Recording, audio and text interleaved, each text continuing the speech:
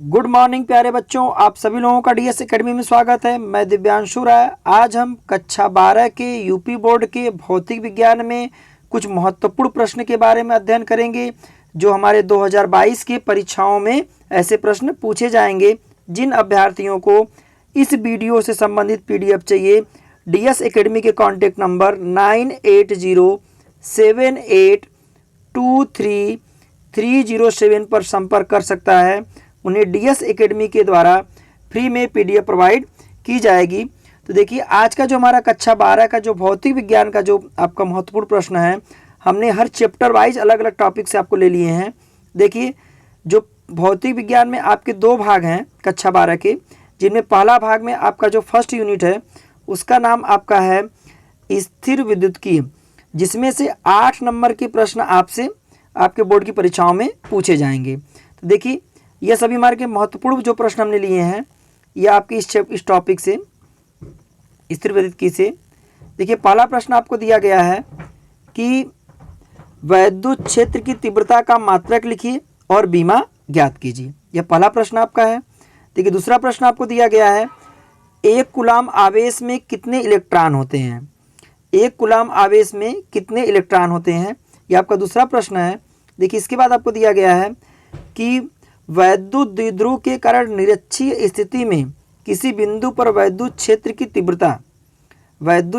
तीव्रता का व्यंजक प्राप्त कीजिए। और देखिए, नेक्स्ट क्वेश्चन आपका जो है, ये सभी हमारे अति महत्वपूर्ण प्रश्न है जो हमारे यूपी बोर्ड की कक्षा 12 के भौतिक विज्ञान में ये प्रश्न आपसे पूछे जाएंगे। देखिए, चौथा प्रश्न आपको दिया गया है कि गॉस के प्रमेय की सहायता से एक समान आवेशित लंबे तार के निकट वैद्युत क्षेत्र की तीव्रता के लिए व्यंजक प्राप्त कीजिए। इसके बाद देखिए, नेक्स्ट क्वेश्चन हमारा है, गॉस के प्रमेय की सहायता से अनंत विस्तार के समतल आवेशित चालक के प्लेट के कारण वैद्युत क्षेत्र की तीव्रता का सूत्र निगमन कीजिए। इसके बाद देखिए, इसी चैप्टर से आपका नेक्स्ट क्वेश्चन हमारा है, छठवां प्रश्न आपका दिया गया है कि वैद्युत द्विध्रुव के कारण अक्षीय स्थिति में किसी बिंदु पर वैद्युत विभव का सूत्र ज्ञात कीजिए या इसका निगमन कीजिए। इसके बाद देखिए, नेक्स्ट क्वेश्चन आपका है, समांतर प्लेट संधारित्र की धारिता के लिए व्यंजक प्राप्त कीजिए जब प्लेटों के बीच में आंशिक रूप से परावैद्युत पदार्थ भरा हो। तो आपको पूछा जा रहा है कि उस समांतर प्लेट संधारित्र की धारिता का सूत्र ज्ञात कीजिए या इसका निगमन कीजिए जबकि इन प्लेटों के बीच में कोई आंशिक रूप से कोई परावैद्युत पदार्थ भरा हो, तो इसकी धारिता आपको ज्ञात करना है। देखिए, यह जो हमने 7 प्रश्न आपके जो पहले चैप्टर से आपके हैं, तो पहला चैप्टर आपका जो 7 प्रश्न आपका है, इनमें देखिए यह आपके प्रश्न बहुत इंपॉर्टेंट हैं। ये सभी जो प्रश्न हमारे दिए गए हैं, अच्छी स्थिति हुआ या निरक्षी स्थिति हुआ, ये सभी जो हमारे प्रश्न हैं ये यूपी बोर्ड की परीक्षाओं में 2-2, 3-3 बार पूछे गए हैं। देखिए, इसके बाद हमारा जो यूनिट सेकेंड है, यूनिट सेकेंड में आपका जो चैप्टर का नाम है वह आपका है धारा विद्युत। देखिए, धारा विद्युत जो होगा वह आपकी परीक्षाओं में 7 नंबर के इससे प्रश्न आपके पूछे जाएंगे। देखिए, जिनमें आपका पहला प्रश्न आपको दिया गया है कि धातुओं के मुक्त इलेक्ट्रॉन के अनुगमन वेग के सिद्धांत पर ओम के नियम का निगमन कीजिए या ओम के सूत्र को स्थापित कीजिए। दूसरा प्रश्न आपको दिया गया है, धारा विद्युत से किरचॉफ के नियम लिखिए। देखिए, किरचॉफ के आपके 2 नियम हैं, जिनमें आपका बोला जाए किरचॉफ का प्रथम नियम और किरचॉफ का द्वितीय नियम, जिसे हम लोग संधि का नियम और बंद पास का नियम कहते हैं। तो ये दोनों नियम आपको लिखना पड़ेगा। देखिए, इसके बाद आपका जो नेक्स्ट क्वेश्चन इस चैप्टर से है, विभव मापी का सिद्धांत क्या है, इसको समझाइए। आपको पूरा डायग्राम बनाना पड़ेगा इसका। फिर दिया गया है कि यह वोल्ट मीटर से श्रेष्ठ क्यों होता है। आपसे प्रश्न पूछा गया है कि विभव मापी का सिद्धांत क्या होता है, इसे समझाइए, और यह वोल्ट मीटर से श्रेष्ठ क्यों होता है, इसको भी आपको बताना है। देखिए, इसके बाद आपका जो है थर्ड यूनिट आपका जो दिया गया है, देखिए थर्ड यूनिट से आपके जो प्रश्न पूछे जाएंगे वो आपके थर्ड यूनिट का नाम आपका क्या है, विद्युत धारा का चुंबकीय प्रभाव तथा चुंबकत्व। देखिए, इससे इस आपके यूनिट से आपके परीक्षाओं में 8 नंबर के प्रश्न पूछे जाएंगे।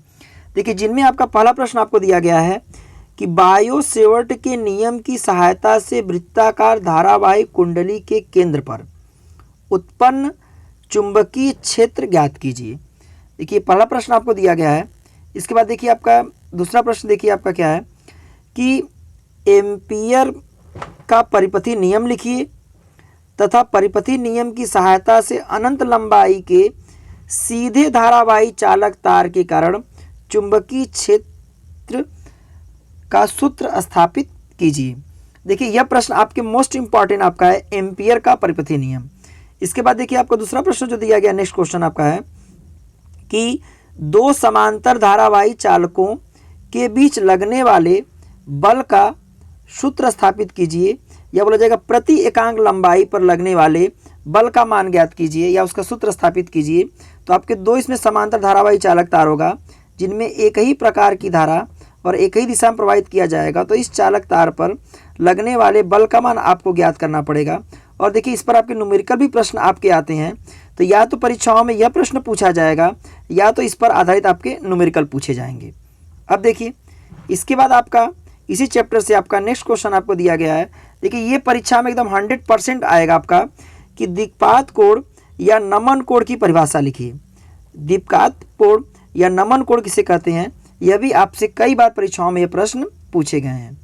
अब देखिए इसके बाद आपका जो है या नेक्स्ट हमारा यूनिट जो आपका है 4th यूनिट आपका देखिए 4th यूनिट में यह आपका है क्या, 4th यूनिट का आपका नाम है विद्युत चुंबकीय प्रेरण।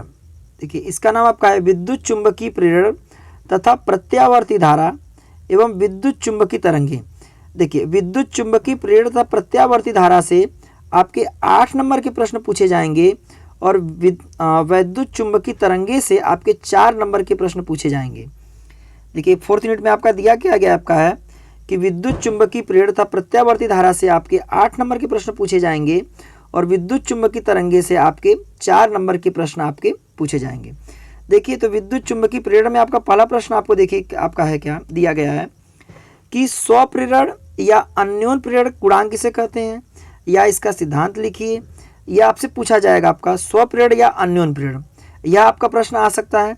या तो इसके बाद आपका नेक्स्ट क्वेश्चन आपका है विद्युत चुंबकीय प्रेरण के फैराडे के नियम को लिखिए। देखिए फैराडे के आपके 2 नियम हैं, तो फैराडे के आपको दोनों नियम को आपको लिखना पड़ेगा।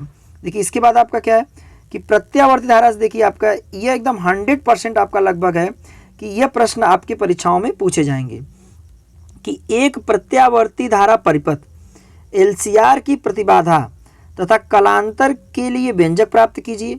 या यह प्रश्न आपसे पूछा जाएगा LCR परिपथ के लिए, या आपसे पूछा जाएगा अनुनादी परिपथ LCR की सहायता से अनुनादी आवृत्ति का मान ज्ञात कीजिए। देखिए LCR में आपका होगा क्या, इसमें LC परिपथ भी पूछा जा सकता है कि LC परिपथ की आवृत्ति या अनुनादी परिपथ की आवृत्ति ज्ञात कीजिए। तो LCR होगा या तो आपको LC परिपथ की यदि आवृत्ति पूछेगा तो यह आपका जो होगा यह आपका अनुनादी आवृत्ति होगा। तो यह दोनों प्रश्न आपके परीक्षाओं में इन दोनों में से कोई एक प्रश्न आपका आ सकता है।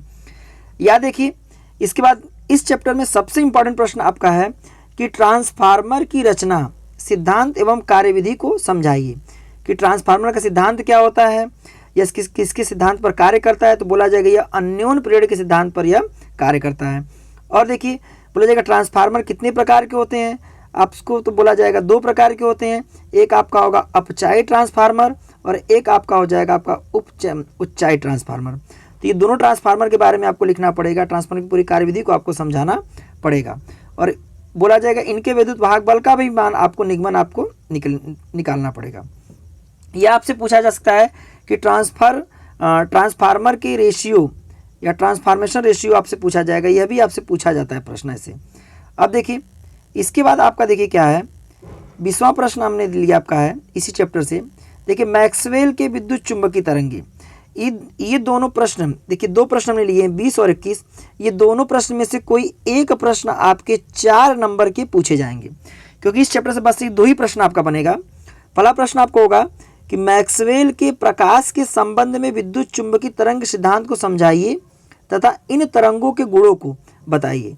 तो मैक्सवेल के विद्युत चुंबकीय तरंगों के सिद्धांत को आपको समझाना पड़ेगा और इन तरंगों के गुण के बारे में बताना पड़ेगा। या तो ये प्रश्न आपका 4 नंबर पूछा जाएगा, या तो पूछा जाएगा कि मैक्सवेल के विद्युत चुंबकीय तरंग के चारों समीकरण को लिखिए। ये आपसे प्रश्न पूछा जाएगा कि मैक्सवेल की विद्युत चुंबकीय तरंग के कितने समीकरण हैं, तो इन्होंने 4 समीकरण आपको दिए हैं और इन चारों समीकरणों को आपको लिखना पड़ेगा। तो यह भी आपके 4 नंबर के प्रश्न आपसे पूछे जाएंगे।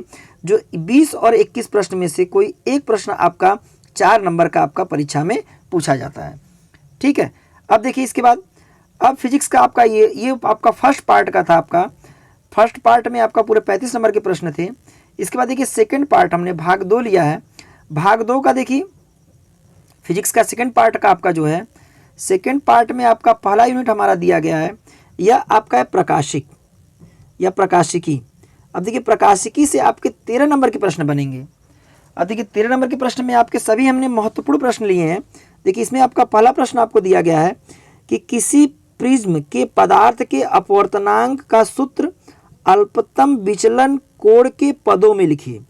देखिए आपसे पूछा जाएगा किसी प्रिज्म के अपवर्तनांक का आपको सूत्र निकालना पड़ेगा जो अल्पतम विचलन कोण के लिए आपका होगा, जिसको हम लोग बोलते हैं अपवर्तनांक फार्मूला आपका n इक्वल टू आपका होता है साइन डेल m plus a by 2 upon आपका हो जाएगा साइन a बाई 2 होता है। इसी सूत्र को आपको लिखना था।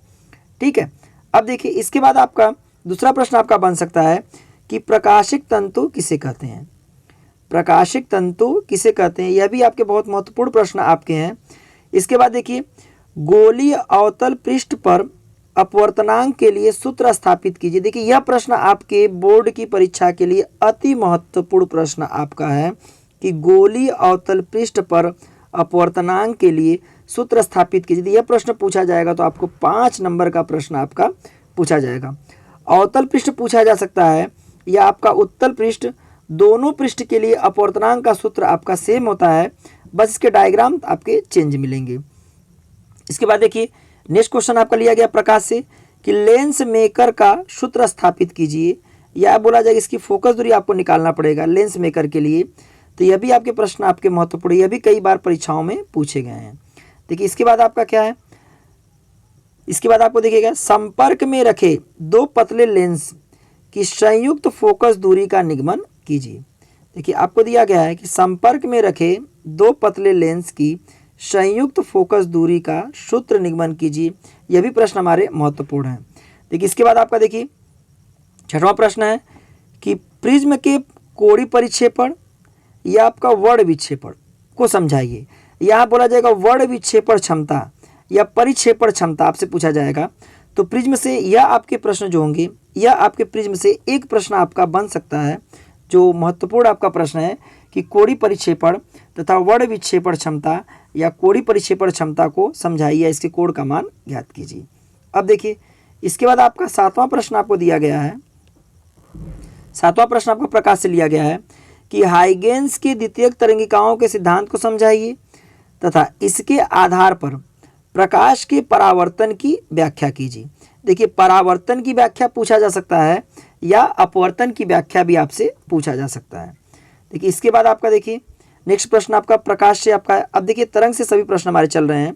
तो आपसे पूछा जाएगा कि व्यतिकरण संबंधी यंग के द्विस्लिट प्रयोग से फ्रिंज की चौड़ाई के लिए सूत्र ज्ञात कीजिए, या फ्रिंज की चौड़ाई आपको ज्ञात करना पड़ेगा। देखिए इसके बाद आपका जो है नेक्स्ट प्रश्न आपका विवर्तन से बनेगा आपका कि प्रकाश के विवर्तन से क्या समझते हैं। केंद्रीय उच्चिष्ट की कोणीय चौड़ाई ज्ञात कीजिए। विवर्तन की सहायता से निकालना पड़ेगा, कोणीय उच्चिष्ट की कोणीय चौड़ाई आपको ज्ञात करना है। देखिए इसके बाद आपका नेक्स्ट क्वेश्चन जो बनेगा आपका, यह बोला जाएगा आपका कि व्यतिकरण तथा विवर्तन में अंतर स्पष्ट कीजिए। देखिए आपसे प्रश्न आपका नेक्स्ट बन सकता है आपका कि व्यतिकरण तथा विवर्तन में अंतर स्पष्ट कीजिए। अब देखिए सेकंड भाग का आपका यूनिट आपका सेकंड आपका जो है, यह देखिए आपका यह जो आपका है,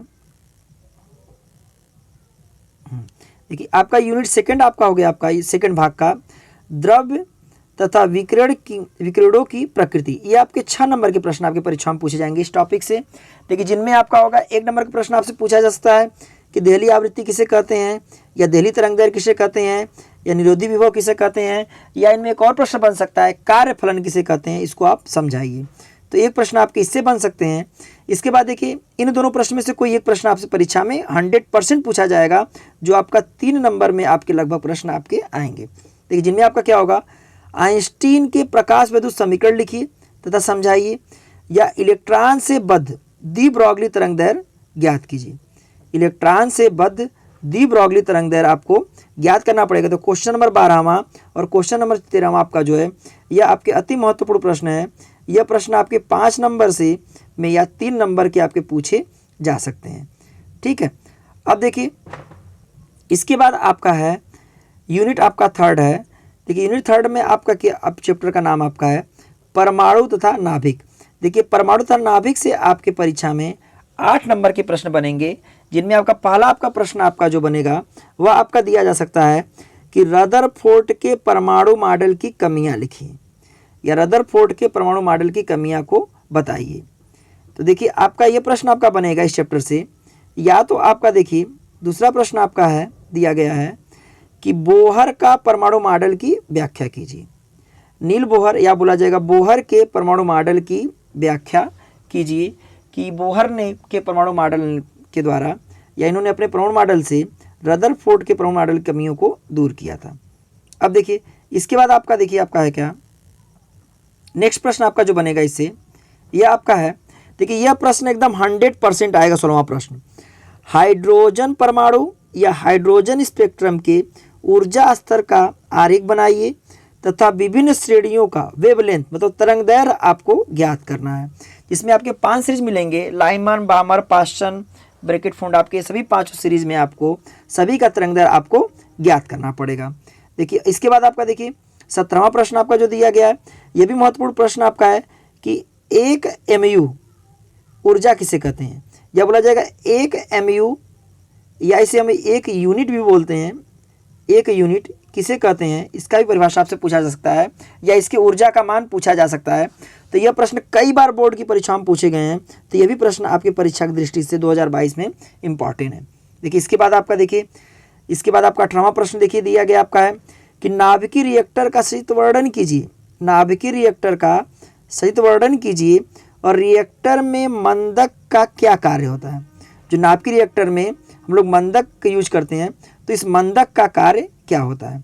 देखिए इसके बाद आपका जो प्रश्न बन सकते हैं ये आपको पूछा जाएगा कि नाभिकीय संलयन तथा नाभिकीय विखंडन को समझाइए, या नाभिकीय संलयन नाभिकीय विखंडन किसे कहते हैं इसका समीकरण दीजिए और इनके उदाहरण भी दीजिए। जैसे देखिए नाभिकीय विखंडन का जो एग्जाम्पल होगा वह आपका होगा परमाणु बम होगा, और नाभिकीय संलयन का जो एग्जाम्पल होगा वह आपका होगा हाइड्रोजन बम होगा। ठीक है, अब देखिए इसके बाद आपका 20वां प्रश्न आपको दिया गया है इंपॉर्टेंट में कि समस्थानिक, समभारिक तथा सम न्यूट्रॉनिक किसे कहते हैं। 2 उदाहरण देकर के इसको समझाइए। तो ये भी प्रश्न आपके बन सकते हैं। अब देखिए इसके बाद आपका फिजिक्स का ये आपका एकदम लास्ट यूनिट है, और लास्ट यूनिट का नाम आपका है इलेक्ट्रॉनिक युक्तियाँ। इससे भी आपके 8 नंबर के प्रश्न आपके आते हैं, और ये 8 नंबर के जो प्रश्न होंगे इनमें हमने 4 प्रश्न लिए हैं, और ये सभी चारों प्रश्न लगातार बोर्ड की परीक्षाओं में पूछे गए हैं। जो आपके सिलेबस में जो 30% कट करके सिलेबस है उसी सिलेबस से सभी इंपॉर्टेंट प्रश्न को लिया गया है। देखिए पहला प्रश्न आपसे पूछा जा सकता है कि पीएन संधि डायोड किसे कहते हैं। अग्र अवनति तथा पश्च अवनति को समझाइए कि पीएन संधि डायोड में वैद्युत क्षेत्र किस प्रकार से जोड़ते हैं या स्थापित करते हैं। उसको 2 प्रकार आपका होता है, एक फॉरवर्ड होता है और एक आपका रिवर्स होता है। तो फॉरवर्ड बायस और रिवर्स बायस को आप किसमें आपको समझाना है। ये आपसे प्रश्न पूछा जा सकता है कि पी टाइप अर्धचालक को समझाइए कि पी टाइप अर्धचालक किसे कहते हैं, इसमें कितनी संयुक्ता वाले अब्दल पदार्थ को मिलाते हैं। यह आपसे पूछा जाएगा एन टाइप अर्धचालक किसे कहते हैं। आपसे भी प्रश्न पूछा जा सकता है कि पी टाइप अर्धचालक में आवेशवाहक का कार्य कौन करता है। तो पी टाइप में आवेशवाहक का कार्य आपका कोटर करता है, और एन टाइप अर्धचालक में आवेशवाहक कार्य आपका इलेक्ट्रॉन करता है। इसलिए पी को हम लोग पॉजिटिव बोलते हैं, एन निगेटिव मतलब हो गया इसमें इलेक्ट्रॉन का जो आवेश होता है हमारा बोला जाएगा माइनस रखा जाता है, इसलिए इसको हम लोग निगेटिव टाइप सेमीकंडक्टर भी बोलते हैं। तो आपसे पूछा जा सकता है कि पी टाइप सेमीकंडक्टर या एन टाइप सेमीकंडक्टर किसे कहते हैं, समझाइए। देखिए इसके बाद आपका देखिए यह प्रश्न आपकी परीक्षा में पूछा जाएगा, एकदम कन्फर्म है। आपको देखिए लगभग 7 सेट में से प्रश्न आपके पूछे जाएंगे। इसको एकदम आप पढ़ लीजिएगा अच्छे तरीके से कि पीएन संधि डायोड के अर्ध तरंगदिष्टकारी तथा पूर्ण तरंगदिष्टकारी का परिपथ आरेख खींचिए और इसको आप समझाइए। इसकी वर्किंग को आपको पूरा समझाना है कि पीएन संधि डायोड में हाफ वे और फुल वे को आपको क्या करना है, इसमें एक्सप्लेन करना है, इसको समझाना है। तो यह आपके प्रश्न आपके परीक्षाओं में कई बार पूछे गए और लगातार बोर्ड की परीक्षाओं में पूछे गए हैं, और लगभग हर सेट में ऐसे प्रश्न आपके आए हैं। तो यह इस चैप्टर से आपका ये वाला प्रश्न आपका अति महत्वपूर्ण आपका है। इसके बाद आपका लास्ट प्रश्न जो आपका है वह आपका एलईडी की क्रियाविधि का वर्णन कीजिए। आपसे प्रश्न पूछा जा सकता है आपका है कि एलईडी किसे कहते हैं, इसकी क्रियाविधि का आपका वर्णन कीजिए। देखिए आप आज का जो हमने कक्षा 12 के यूपी बोर्ड के भौतिक विज्ञान के जो प्रश्न लिए थे ये सभी हमारे अति महत्वपूर्ण प्रश्न थे, और इतने ही प्रश्न यदि आप पढ़ लेते हैं तो बोर्ड की परीक्षाओं में 70 नंबर में से कम आप 50 नंबर के प्रश्न को आसानी से हल करके आ सकते हैं। 70 नंबर के प्रश्न आपके जो पूछे जाएंगे इनमें से आप 50 नंबर के प्रश्न इसी सभी इंपॉर्टेंट प्रश्न में से आपके आ जाएंगे। और जिन अभ्यर्थियों को इस वीडियो संबंधित PDF चाहिए तो DS एकेडमी के कॉन्टैक्ट नंबर 9807823307 पर संपर्क कर सकता है। उन्हें फ्री में PDF प्रोवाइड की जाएगी, इसका कोई भी चार्ज नहीं लगेगा।